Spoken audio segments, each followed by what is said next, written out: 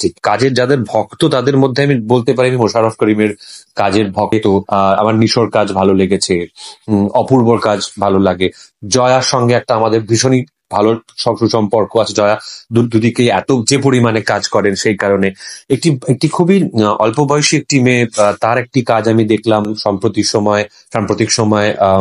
ওর নাম হচ্ছে আম, আম, আম, Farin, yes, Tasnia Farin, yes. ওকে, ওর কাজ আমার ইনফ্যাক্ট একটি একটি পুরস্কার অনুষ্ঠানে ওটা পুরস্কারও পেল। সেই অনুষ্ঠানটাতে আমি দায়িত্বে ছিলাম, অনুষ্ঠানটি সঞ্চালনার দায়িত্বে ছিলাম।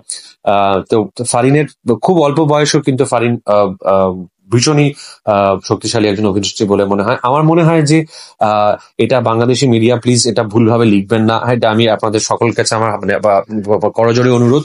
এটা হচ্ছে আমার মনে হয় যে Pori Moni is a power house of talent. আমার মনে হয় ওনাকে যদি আরেকটু ভালো করে ব্যবহার করা যায়, she will be fantastic I think. তো পশ্চিমবাংলার ইন্ডাস্ট্রি, ফিল্ম ইন্ডাস্ট্রি যেহেতু আরেকটু পুরনো বা হয়তো আরো আরো অনেকদিন ধরে কাজ করছেন, সেই জন্য হয়তো আরেকটু আঁটো আরেকটু গোছানো।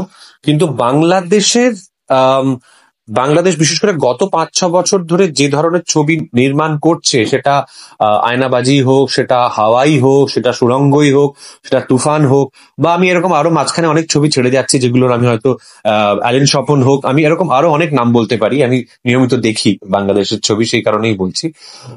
তাদের মৌলিক ভাবনার জায়গা থেকে সেই ছবির প্রবল ভাবে তারিফ করতে হয়, মৌলিকত্বের জায়গা থেকে।